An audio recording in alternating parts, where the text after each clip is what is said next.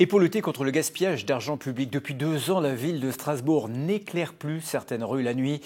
Objectif, faire des économies avec la flambée du prix de l'énergie, mais aussi préserver la biodiversité, une mesure qui déplaît et divise. C'est le dossier de ce journal, Marie-Christine Lang et Nicolas Meyer. Dans certaines rues, comme ici dans le quartier de l'Observatoire, c'est la nuit noire entre 1h et 5h du matin. Cette extinction partielle remonte à 2022, au plus fort de la crise énergétique. Un choix de la municipalité de Strasbourg. En 2022, la crise de l'Ukraine, l'explosion du coût de l'énergie a impliqué pour l'ensemble des collectivités de France, y compris celle de Strasbourg, de faire des plans de sobriété énergétique. Il s'agit de réduire la consommation d'énergie, mais aussi de profiter de cette occasion-là pour traiter tout ce qui était pollution lumineuse. Entre 1h et 5h du matin, 30% des rues sont désormais éteintes.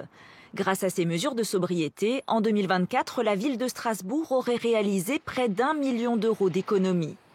Un cercle vertueux qui a permis de remplacer de nombreux éclairages énergivores et d'accélérer la mise en place des LED.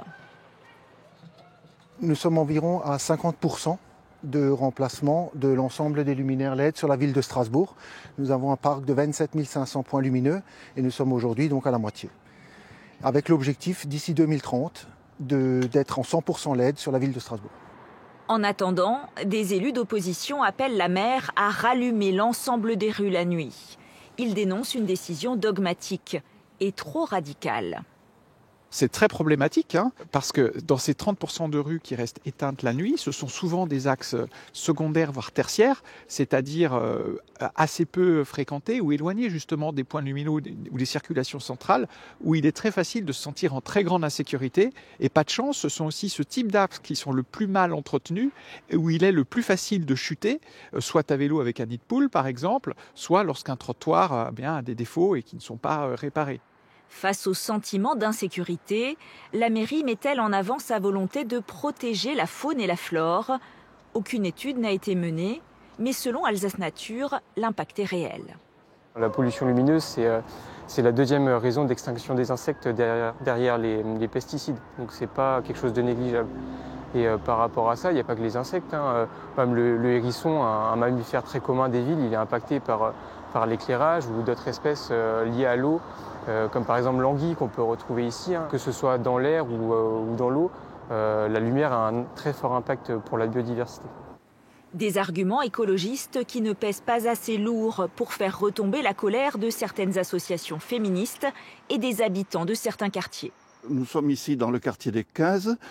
Effectivement, c'est le noir total de toutes les petites rues du quartier. Et je vous avoue que on n'est pas tranquille et les gens ne sont pas tranquilles. Est-ce que l'éclairage public est allumé la nuit sur la place du Conseil des 15 et sur la rue du Conseil des 15 ? Tout est éteint. 1h à 5h du matin, tout est éteint. C'est le blackout total. Absolument. Il y a une insécurité qui est évidente, c'est tout. Moi, j'ai été cambriolée. Quand les gens se promènent, ça tombe sous le sens. C'est une question qui est... Voilà, le bon sens veut que ce soit éclairé. On a inventé l'éclairage, pourquoi ? C'est tout. On est revenu au Moyen-Âge. Après 1h, là, ça va tout éteindre. Personnellement, oui, je me sens un peu inquiète. Je suis toujours... je dois faire plus attention s'il y a quelqu'un qui me suit, ou je sais pas. Ça fait... oui, ça m'inquiète certainement. On ne sait jamais, il y a toujours de risques. Suite à des remontées, la municipalité a décidé de rallumer certaines rues à la Cruteno, mais cela restera du cas par cas. Dans l'espace urbain, difficile de concilier conviction écologique et enjeux de sécurité.